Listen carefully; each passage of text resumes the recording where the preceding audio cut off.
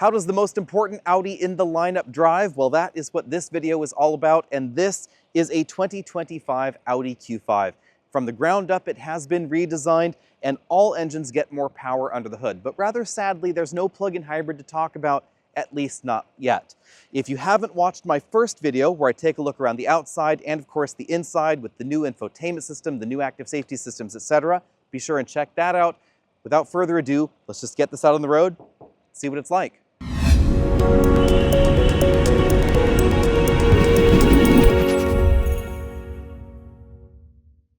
Since we're at a light and we're on a road with a 60-mile-an-hour speed limit, let's talk about that first. 0 to 60 in this model happened in 6.8 seconds, and stopping from 60 back to 0 took 110 feet. Both of those are pretty decent numbers, bearing in mind that this is the base engine in the Q5. So you will find better performance, obviously, in an SQ5 or some of the performance competition, but this is where the Q5 lineup starts. Unlike some previous generations of the Q5, this generation is available only with Audi's 7-speed dual-clutch transmission. And that means that we get really quick shifts, whether we're using the paddles or we're letting the transmission shift on its own, but it's not going to feel exactly like a traditional automatic transmission. The dual-clutch design is really obvious when you take off from a start, because you don't have that pressure buildup in a regular torque converter automatic, you can't brake torque it, etc. So as we take off from this light, when I floor it, there's a moment where the clutch has to slip for a bit, then it's fully engaged, then we get those lightning quick shifts and the really nice acceleration. I suspect that if Audi had used a regular automatic transmission, this would be a little bit quicker 0 to 60, but it wouldn't be as engaging and it wouldn't be as efficient. Two things that interestingly go together when we're talking about dual clutch transmissions. The historic downside to dual clutch transmissions has been that sometimes they feel a little unusual. Audi has cleverly programmed around that in software. So on this slope where we're going downhill, if I want to back up, I can do that. But this doesn't have that moment where it idles and then goes downhill because the brake hold automatically turns back on, preventing you from rolling away like you did in first generation dual clutch transmissions. They've really worked hard to make this feel as normal, as traditional of an automatic transmission as it can be. And I think that the result is this is simply better than most automatics because you get that quick shifting, you get a feel that feels very normal, and you get the extra efficiency out of a dual clutch. There's really not much to not like. But enough about transmissions, let's talk about the rest of the Q5. The 4-cylinder engine is relatively quiet, pretty isolated from the cabin, certainly more so than we find in something like a Lexus RX or a Volvo XC60, clearly direct competition to this model here. The XC60's engine has become smoother over the generations, but it's still a little bit gruffer than what's going on in this, and the Lexus 2.4-liter turbo, it's really rough around the edges. Unfortunately, I have not been able to spend any time in the SQ5, but it's going to be largely the same experience here, with a bit more focus on handling, sharpness. We of course get the adaptive air suspension system standard in that model. We get the V6 burble, we get a lot more power. A feature that we don't find available in the SQ5 at any price is the excellent Audi Sport rear differential. And if I had one thing I would want to add to an options list, that would certainly be it. The ability to torque vector across the back and send nearly 100% of engine power to a single rear wheel would be absolutely fantastic in a vehicle like this. You do see a few models out there in this luxury compact SUV segment that has a torque vectoring axle in the back, but they're really quite rare. And certainly when you're comparing this to something like a Volvo XC60, it's not available in that model at all. Coupled with the sharp handling that we find in this model, I think it would be a really great fit because Audi has continually refined their platform, and it's really obvious here. This has a very confident feel to it. I really like the steering. There's actually a bit more feedback than we find in a lot of vehicles out there with electric power steering. It's quick at low speeds, but it's not overly quick at higher speeds, and that's thanks to the Audi variable gear ratio steering rack. I may not be driving an SQ5, but I am driving a model with the optional adaptive air suspension. This has adaptive damping and adaptive height functionality. If you're in the off-road modes, you can get nearly 2 inches of extra lift, and of course we can play with the actual tuning of the suspension between these 3 modes right here in the instrument cluster, sorry, the infotainment system. We get dynamic, we get balanced, we get comfort. Comfort's logically the softest.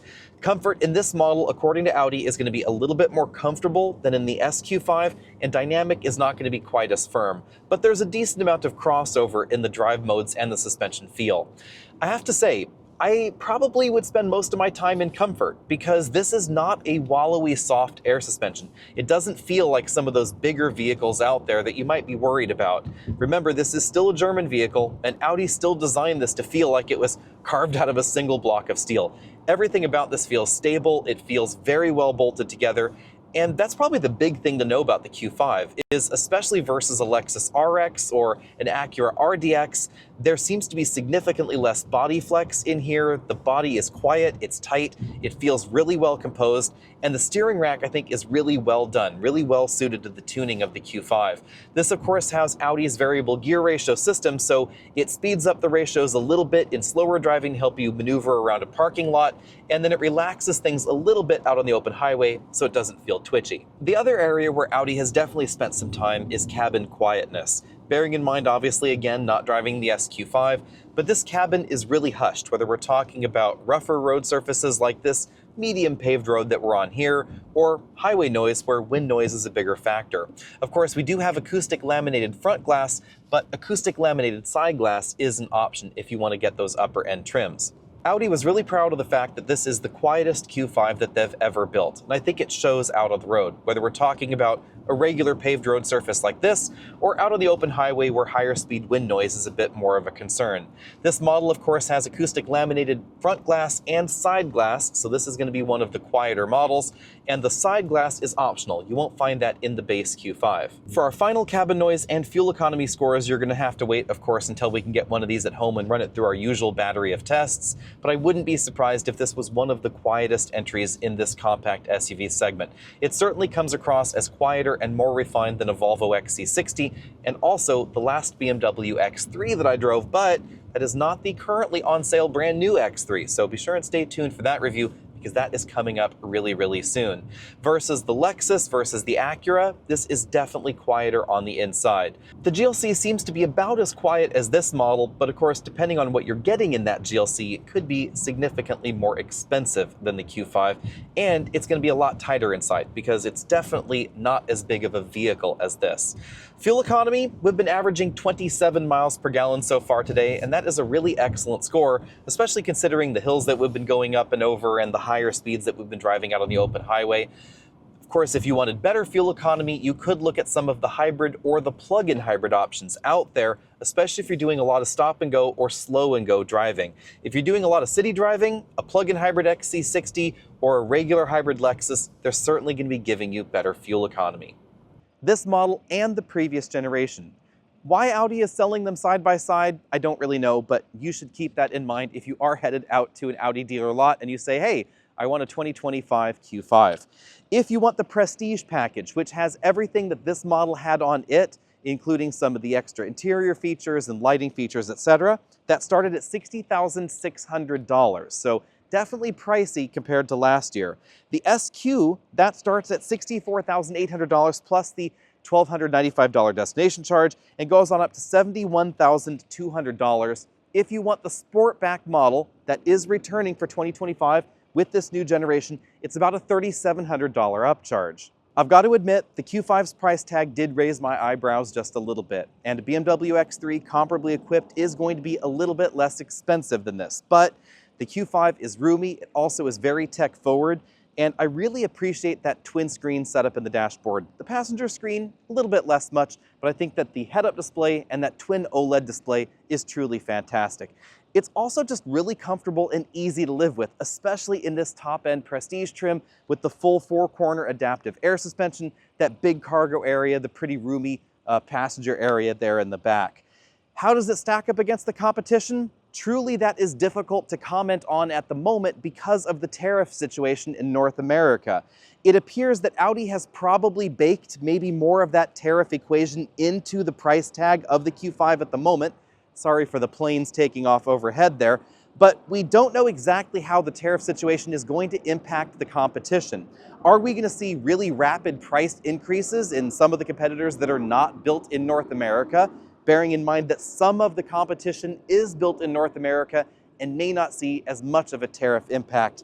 To be honest, that's truly the problem with trying to make any sort of comparison with pricing at this moment. It's a slice in time, and we just don't know what that's going to be like by the time you're watching this video, or maybe a year later when you're referencing this video interested in a 2026. So instead, let's talk about this without the price tag. I think Audi has done an excellent job with the interior design, with the interior sizing, with the cargo area, etc. And I really, really like the dual clutch transmission. I've always been kind of a fan of DCTs with a lot of cautionary statements around that. You know, it's not gonna be smooth here, it's not gonna be smooth there, etc. This is almost a no compromises dual clutch transmission. And I think for most people, they're not even gonna know that it's different than a regular automatic. And that's the best thing about it. A lot of that is the software that Audi has programmed around the way that it now holds the brakes when you're uphill or downhill, you're in reverse, in drive, etc. All that makes it feel more like a regular automatic, but you get the benefit of the fast shifts and the improved fuel economy. But more than that, Audi has also done a lot of work on the chassis refinement. Yes, the engines still sit a little bit in front of the front axle, but it doesn't feel front heavy like some Audis of the past did. I really wish this had the torque vectoring axle in the back, especially in the SQ5 model, but you know what? I can probably accept that this doesn't have that because really most of the competition doesn't either. However, again, if I had one wish list item, it would be for Audi to include that on the SQ5. Let me know what you think about all that, and how do you think this stacks up against the competition? Are you a fan of this new, bigger grille Audi design? It's not quite as big as the grille in the new S5, of course, but it's still pretty meaty, pretty healthy there. Let me know what you think about that down there in the comment section. And of course, stay tuned because there are more Audi videos coming up soon because Audi's dropping a lot of new product for 2025. See all of you later.